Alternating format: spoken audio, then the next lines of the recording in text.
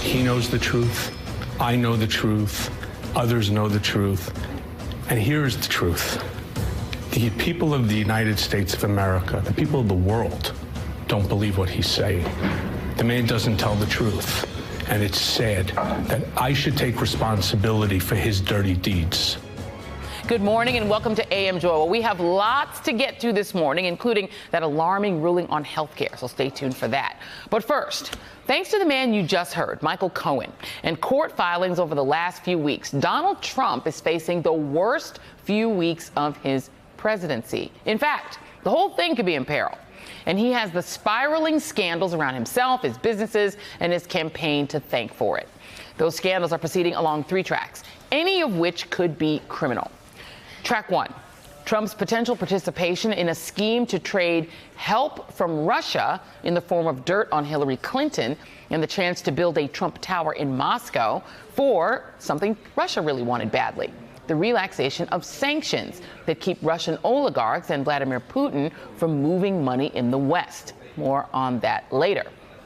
Track two, the lengths to which Donald Trump was apparently willing to go to get the job that would allow him to get his Moscow Tower, including being in the room, participating in an illegal scheme to pay off women he allegedly had affairs with, so their stories wouldn't keep him from getting elected.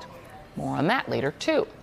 But we start with track three, the potential criminal selling of the office of the presidency, starting with the inauguration. The Wall Street Journal broke that story Thursday, saying, quote, federal prosecutors in Manhattan are investigating whether President Trump's 2017 inaugural committee misspent some of the record $107 million it raised from donations, according to people familiar with the matter. Prosecutors are also investigating whether top donors gave money in exchange to access to the administration. Joining me now to break all this down is Elie Mystal, editor of AboveTheLaw.com. Mimi Rocah, former assistant U.S. attorney for the Southern District of New York. Matthew Miller, former chief spokesman at the Department of Justice. And Richard Painter, former chief White House ethics lawyer under President George W. Bush. Thank you all for being here. Mimi, I'm going to start with you because everyone knows that when inaugurals come around, lots of people donate to any president that's elected. Corporations donate, rich people donate. At what point does it become illegal? Well, there's a couple of different ways it could be illegal, and I think right now we're still finding out the facts. But one is obviously if it's from a foreign donor, you cannot have foreign donations. Yep. But putting that aside, even if we're talking about domestic donors, they cannot donate with the promise that they're going to get a official act done by the elected official in exchange. Right. So that would be bribery. It's a hard standard to meet under the case law, but that would be sort of the clearest example. But then there are tax issues. The way the money seems to have been spent here with going back to a Trump-owned property, and we don't know how it was dispersed. There's potential money laundering. I mean, there's all sorts of statutes that could come into play, I think. Absolutely. So Elie, the New York Times has their own piece on this, and it says the Trump inaugural fund and super PAC scrutinized over illegal foreign donations. To Mimi's point, the inquiry focuses on whether people from Middle Eastern nations, including Qatar, Saudi Arabia, and the United Arab Emirates, use straw donors to disguise their donations to the two funds. Federal law prohibits foreign contributions to federal campaigns, political action committees, and inaugural funds. Very quickly, the Trump Inaugural Committee issued a statement saying the PIC is not aware of any pending investigations and has not been contacted by any prosecutors. We simply have no evidence the investigation exists. The PIC's finances are fully audited, internally and independently, and fully accounted. Of course, they haven't publicly disclosed what those audits entail, so we don't know. We just have their word for it. Right. Do you remember in The Firm how Tom Cruise brings down the entire mob on overbilling? In these reports, what we have is Ivanka Trump, as part of the Trump organization, overbilling the inaugural committee. That could be it right there. Yeah. What we now have is, this is the first time, look, we've talked a lot about Don Jr., whether or not he was at the Trump Tower meeting. Yeah. We've talked a lot about Eric, because he seems to be Fredo. This is the first time that we have Ivanka, which is like the only kid he likes, like in the crosshairs, right? Yeah. She apparently according to these reports, was involved with overcharging the inaugural committee, and somebody had to tell her, this is going to look bad when we get audited. For a long time, I've thought that the only way we're really going to get to Trump is if you go after his kids. If you put his kids in legal peril, that's the only thing that's going to shock him out of his kind of lying, deceitful cocoon. And this could be the way to do it. Let's talk about that from the ethics point of view, Richard. I'm going to go to you on this. ProPublica is the original entity that broke this story. I'll read just a little bit of it. And this, of course, is the Ivanka in the middle story. During the planning, Ivanka Trump, the president-elect's daughter, and a senior executive with the Trump Organization, was involved in negotiating the price the hotel charged the 58th Street Presidential Inaugural Committee for venue rentals. A top inaugural planner emailed Ivanka and others at the company to express my concern, quote, that the hotel was overcharging for its event spaces, worrying what would happen when this is audited. Richard, I've raised this with you, I think, on this show before, that every time someone swipes a card at that Trump hotel that he rents really from the federal government in D.C., they're essentially paying an emolument to Donald Trump, right? Every time you swipe your card. Now we have sort of a similar thing where not only are people swiping their card to pay Trump properties for their inaugural events, but then they're upping the price. So is this a pretty clear-cut case of at least corruption? Oh, absolutely. There are emoluments here. That's just a constitutional term for profit and benefit that are coming in to this Presidential Inaugural Committee illegally from foreign governments, including some Middle Eastern governments that apparently want to have influence in the United States so they can kill as many journalists as they want or do whatever they want and get away with it. So you got money coming in illegally into this Presidential Inaugural Committee, in addition to the money that's going directly to the Trump Hotel from the Saudi government and from the other Middle Eastern governments and others paying emoluments that way to the president. And then you have the money going out of the Presidential Inaugural Committee through conflict of interest transactions. And this type of conduct with respect to a nonprofit organization, which is what the PIC is, a nonprofit, it can be a serious crime. It's basically embezzlement. You're taking too much out. It's like taking money out of the church collection plate. People would go to jail for this. I would not be surprised to see some people indicted with respect to the money coming into the Presidential Inaugural Committee as well as the money going out. It's about time some people go to the slammer for this kind of thing. It's ridiculous. And you know, Matthew Miller, there is this finding that people, we're going to talk about this later in the show, that you can't indict a sitting president, but it doesn't say anything about a sitting president's daughter. ProPublica is talking about the fact that the inauguration committee was paying for rooms, meals, and event space at that Washington hotel, which again is rented from us, the taxpayer. It's rented from the General Accounting Office. Somehow that got approved for him to have a hotel right down the street from the White House where everyone goes and does their meetings and eats and everything. And then I want to just talk to you about this. So the inaugural committee, if you look at how much he raised, Donald Trump's inaugural committee raised like twice what President Obama's did. $107 million. President Obama in 2008, the big one, was $53 million. And they had like major celebrities. They had major acts at the inaugural. This was a huge inauguration for President Obama that was much better attended and had A-list talent. Donald Trump had like jugglers and like tractor pulls and stuff. So what did they spend $170 million? No offense to jugglers and tractor pulls. Juggling is a skill. I can't do it. But I'm not sure it's worth $107 million. It doesn't just the amount they raise red flags. Look, I think they have a significant problem, and that's one of the questions investigators are going to be trying to get. The Trump Inaugural Committee raised twice as much money as the first Obama Inaugural Committee did, and held significantly fewer events. So you ask, what happened? Were they spending too much for the events, some of which were at the Trump Tower? That seems to be the case based on the ProPublica story. Was there money that was being funneled out of the Inaugural Committee into the hands, into the pockets of people that worked there, of people close to the Trump family? We don't know the answer to that. We do know that Rick Gates testified at Paul Manafort's trial over the summer that he had submitted reimbursements that were inappropriate when he worked at the Inaugural Committee. So the question is, were there other people doing the same? How deep did that go? I think what you see, and this is true, throughout the kind of Trump orbit, at the White House, at his private business, at the Inaugural Committee. Whenever you start turning over rocks at criminal enterprises or what look like criminal enterprises, you don't ever find just one crime. You find tax fraud, you find embezzlement, you find a host of different crimes. And in this case, at the Inaugural Committee, we have these questions that are being raised.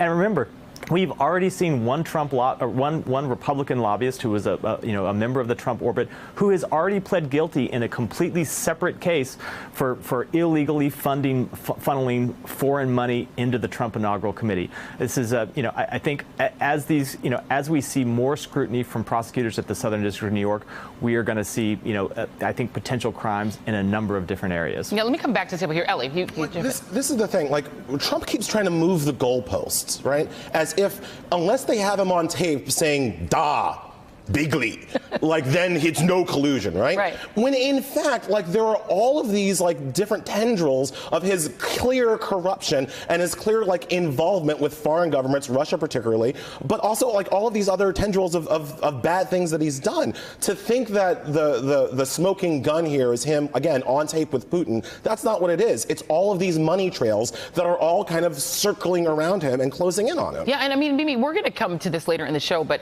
the Occam's razor on why Trump even wanted to be president. People weren't clear why he wanted to be president, right? But we're starting to see this sort of storyline emerge, that there was a lot of money to be made on having that kind of position in power, whether it's the prestige of being even just a candidate for president and that being able to translate into a Trump Tower Moscow. The one thing we know about Donald Trump is he loves money. He loves to make money and he loves to put his name on things, right? But now if you have this possibility, at least, that one of the ways they were making money was to say, this cup of tea at the Trump Tower in D.C. is not $5, it's $40. Right. For a prosecutor, is that just a very simple through line to a crime? Yeah, I mean, I think we've all sort of mentioned different possibilities. We need to know more facts, right? Because knowing that something is corrupt, seems corrupt, is different than necessarily being able to meet the elements of a crime. Because Americans tend to think all politics is corrupt, right? Right. So how do we distinguish what just looks awful from a crime? Well, I mean, I think if for tax crimes come to mind immediately, because if they were making money illegally, if they were, even if it wasn't technically a crime, if they were pocketing money they shouldn't have, then they probably weren't declaring it on taxes. The idea of embezzlement is the most simple crime, as I think Richard Painter mentioned. And wire fraud. I mean, if you're sending invoices out claiming something costs $100 the cup of tea when it's really $5, that's wire fraud. I mean, there are again a whole host of statutes. I think really, as Eli said, and many different people have said, we're talking about a scheme here, and it's easy to sort of look at each of these in isolation, but when you put them all together, it seems like a giant fraud scheme. Yeah. And the Trump organization seems to be at the heart of it, whether you're talking about dealings with Russia, trying to make money in underhanded ways, dealings through the inauguration committee, the illegal election payments, campaign finance fraud. And that, to me, starts to feel, frankly, more like a racketeering organization. And the thing is, though, Richard, that a lot of these properties that we call Trump properties are not owned by Donald Trump.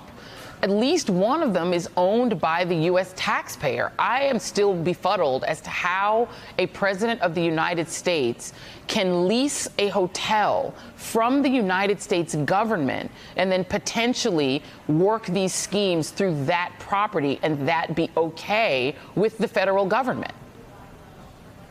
Because everybody's ignoring the law. The General Services Administration signed a lease with him that specifically prohibited a United States government official from having an interest in the hotel, but they don't want to enforce that lease, and they've come up with a convoluted opinion that explains away the clear terms of the lease. The emoluments from foreign governments going to that hotel are illegal. We have litigation pending against the president over that. Congress won't enforce the law. That's been the problem over the past 2 years. But now we've got Bob Mueller catching up with the president. We got the Southern District of New York. We got the New York Attorney General. Criminal investigations, multiple charges on multiple fronts against his top associates. I really do believe it's time for President Trump to work out a plea deal, resign the presidency, take lower charges, and let this country move on. this is going to be a very, very ugly 2 years if he insists on staying in the White House and fighting criminal charges that are inevitable. It's very clear that he's committed multiple crimes, and he ought to be working on his plea deal while we work on putting together the country again. But Matthew, you know, he would be working on that plea deal with the Justice Department that previously was helmed by Jefferson Sessions, who clearly was just trying to keep from being called Mr. Magoo every day, right? He wasn't going to do anything to Trump. And the current set, it doesn't seem that they are motivated to do anything but, you know, look around and ask Orrin Hatch if he's changed his mind about not caring if crimes were committed. I don't see who is the entity that ends up doing what Richard Painter just said, not this Justice Department, right? You know, the best legal defense that the president has, honestly, is staying in office, because as long as he's in office and as long as the OLC opinion that currently exists is the Department of Justice policy, and I have no reason to think it will change, he can't be indicted. And if he were reelected and the statute of limitations on some of these allegedly criminal acts he committed during the 2016 election, if it runs, you know, that statute of limitations expires in 2021. You know, by the time he finishes his second term, he would be basically immune to federal prosecution, unless it was a conspiracy and acts to further that conspiracy had continued while he's in office. So I think, though, the Department of Justice, while they can't, under this current opinion, bring charges against a sitting opinion, I don't think it's an option for them to just do nothing. Leaving aside what Mueller's going to do at the end of his investigation for a moment, if the Southern District of New York concludes that the President of the United States has committed a crime, but they can't bring charges against him, part of the rationale behind that OLC opinion is you can't bring charges because there is another mechanism for accountability, and that mechanism is Congress. And I think you have to see, you know, the Department of Justice in some way or the other, either through an indictment that names him a co-conspirator and you know, makes all the evidence public, or in a referral to Congress. They have to make that available to Congress, information available to Congress somehow.